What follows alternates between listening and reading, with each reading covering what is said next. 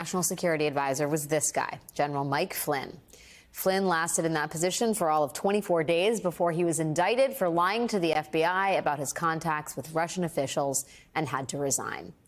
Trump then cycled through several other national security advisors. There was H.R. McMaster, who went on to call Trump's presidency an exercise in competitive sycophancy. There was John Bolton, who went on to call Trump unfit to serve as president. Trump's final first-term national security advisor, Robert O'Brien, might have stayed in the fold had he not committed the cardinal sin of admitting that Biden won the 2020 election and promising a smooth transition of power in the weeks after Trump lost. And now Donald Trump has found the guy he wants to be his next national security advisor, Republican Congressman Michael Waltz, who is more than ready to compete in the sycophant Olympics. Waltz co-sponsored a bill to rename Dulles International Airport after Donald Trump. He showed up outside Trump's criminal trial to defend the president's hush money arrangement with an adult film star.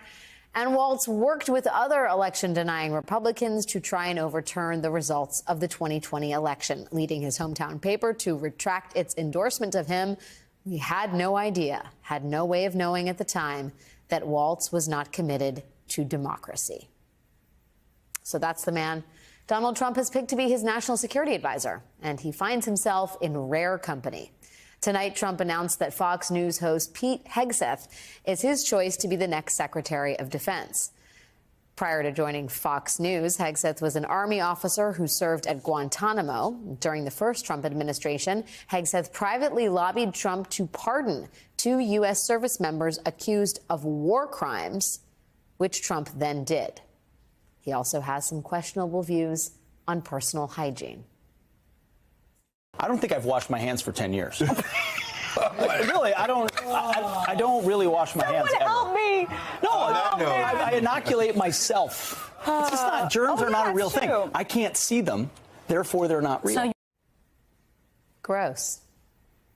Today, Trump also tapped 2 of his favorite cheerleaders, Vivek Ramaswamy and Elon Musk, to head his new Department of Government Efficiency, or DOGE, which is an internet pun I'm not going to bother explaining. Trump claims the new department will dismantle government bureaucracy, slash excess regulations, and cut wasteful expenditures, all in the name of making government more efficient, because nothing says government efficiency like tapping 2 people to do 1 person's job. There's also Trump's nominee for ambassador to Israel, former Arkansas Governor Mike Huckabee. When Huckabee ran for president in 2008, he reportedly told voters at one campaign event, "I have to be careful saying this because people get really upset. There's really no such thing as a Palestinian." That's been a political tool to try to force land away from Israel. All of this is part of Huckabee's worldview as an evangelical Christian Zionist. As Sarah Posner writes at MSNBC.com, for many Christian Zionists, and particularly for popular evangelists with significant clout within the Republican Party, their support for Israel is rooted in its role in the supposed end times. Jesus' return to earth, a bloody final battle at Armageddon, and Jesus ruling the world from the Temple Mount in Jerusalem. In other words, for people like Mike Huckabee, supporting Israel is less about Jewish self-determination and more about using the Jewish people as a means to an end-times prophecy, one where all non-Christians face eternal punishment. That is who Donald Trump has chosen for his cabinet so far, and it has only been a week. Donald Trump has been on a tear over the past 72 hours, appointing loyalists, many of whom are entirely unqualified, to key positions in his future cabinet. Marco Rubio is expected to be named Secretary of State. Elise Stefanik will be UN ambassador, and Fox News host Pete Hegseth will serve as Defense Secretary. Because he is Donald Trump, he has also been clear about who he is not choosing for key roles, posting on social media that Nikki Haley and Mike Pompeo will not be invited to join his second administration. Joining me now is George Conway, who is a contributor for The Atlantic and a wealth of information and feelings about Donald Trump. First of all, I'm speechless. I mean, as we all are to a certain degree. We have some reporting that the vetting process or the sort of the deliberation process involves a lot of television. Here's what the war room at Mar-a-Lago, where these decisions are being made, contains multiple large television screens, which can be used to show multimedia about individual candidates or screen clips of their cable news appearances as needed. It's how you look on TV that gets you the job. It's how you look on TV, but also how you suck up to the boss and tell the boss he's great and tell the boss how much he's persecuted and how wonderful he is. And that's the main purpose of the people surrounding Donald Trump. It's not to actually run anything, God forbid.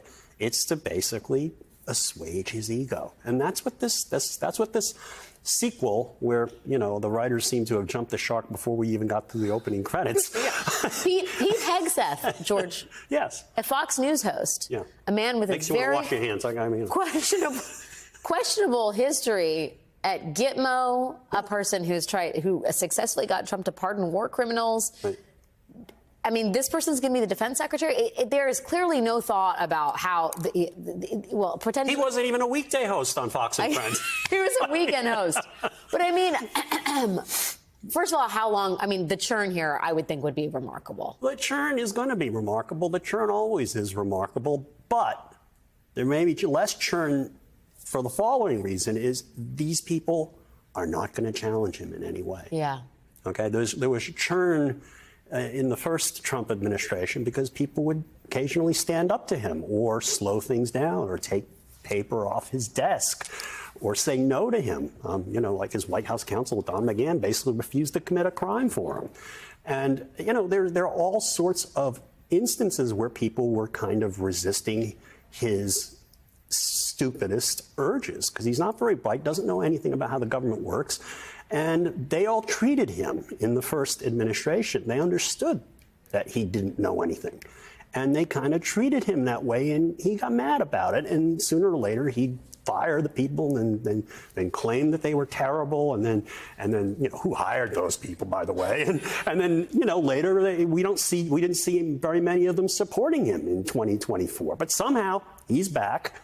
And the people who are coming in this time are, you know, they're being vetted the way he wants to vet them, was by watching TV to see what they say about him. Makes perfect sense. It's perfect for a narcissist. Now, Marco Rubio has certainly of late been in the camp of knee benders to Donald Trump. Yeah. But he does have a past, a very distant past, of being a critic. And I wonder if you hold out any hope that he is in some way tethered to reality as the Secretary of State.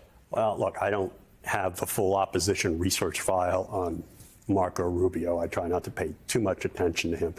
But, you know, he's been all over the place on all sorts of things. I mean, he was very, you know, anti-Russia at one point. Now he's like, let's sell out the Ukrainians. It's whatever. He will do whatever Trump wants. And now, you know, at least when you're in the Senate, it's kind of a cushy and secure job, relatively speaking. You don't have to run except every 6 years, and people say, "Oh, I'm a senator," and they follow you around and they're respectful to you. It's like, that's not going to be true anymore. He's an employee at will. He'll be an employee at will now. Yeah, and that's not, you know, I mean, for a guy who, I mean, I don't know where he goes from here if he loses that job. Well, perhaps it's his way of appeasing the MAGA right as he, you know, sharpens his tools for another potential, I don't know, presidential run in 2028. Who knows anything about anything that's happening None of it, there, right? Right, exactly. Vivek Ramaswamy and Elon Musk being offered jobs in a fantasy football league. Non-existent department, right? The Department of Government Efficiency. Nothing has been more Orwellian in title. It doesn't actually exist. Right. Can they just can they bring it into an existence by the sheer force of their own will? I mean, what do you think is the plan here? First of all, it's not going to be a governmental department, as I understand it. And then, you know, there are actually rules and statutes that apply. I think the Federal Advisory Committee Act talks about, you know, regulates from an ethics standpoint people who are coming in and being consulted on how to run the government. And I mean, I'm not an expert in that, but We're going to end up knowing a lot more about it in the not too distant future, I think. George, we're going to become experts in confirmation processes during Senate recesses. We're going to understand appropriations like never before, parliamentary procedure. It's going to be a whole big education for the American public. Good luck to us all. George Conway, thank you for your time and your credible disbelief.